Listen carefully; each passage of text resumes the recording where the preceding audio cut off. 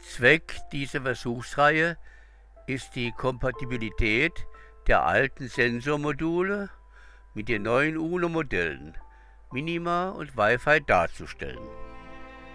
Als UNOs benutze ich die neuen Modelle der R4er-Reihe. Die alten Sensoren sind aber aus dem 37-Sensor-Kit Version 2 von Elego aus dem Jahre 2019. Ich werde die Versuche des alten Handbuchs nachbauen und eventuelle Änderungen am Programmcode anzeigen und auch korrigieren. Dazu werde ich den oder die Sensoren an beide UNO R4 Modelle anschließen und auch testen.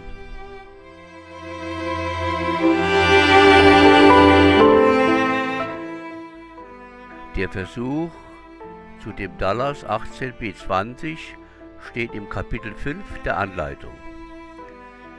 Der digitale Temperatursensor DS18B20 der Firma Dallas arbeitet auf einem einzigen Bus und verfügt über einen 64-Bit-ROM zum Speichern der Seriennummer der Komponente.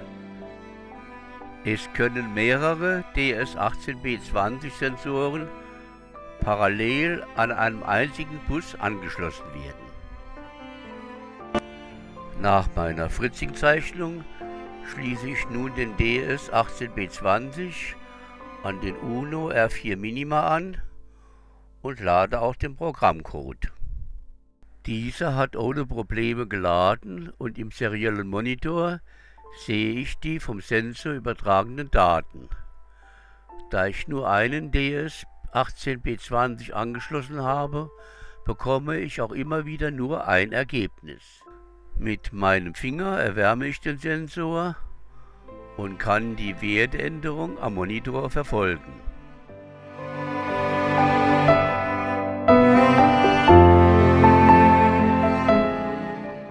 Nun baue ich noch den Sensor am UNO R4 Wi-Fi an.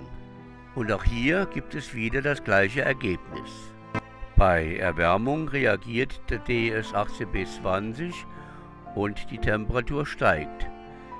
Wird es wieder kälter, geht der Wert zurück.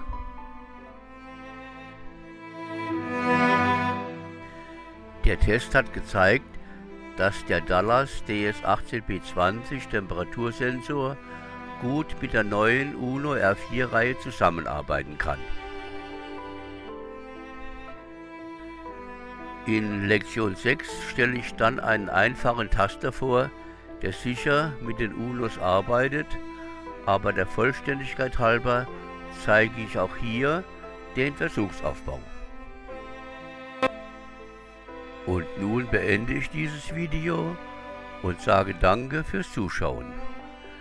Über ein Abo und einen Daumen hoch würde ich mich sehr freuen und natürlich auch über konstruktive Kommentare. Und nun Tschüss und Salü von der Saarschleife im Saarland.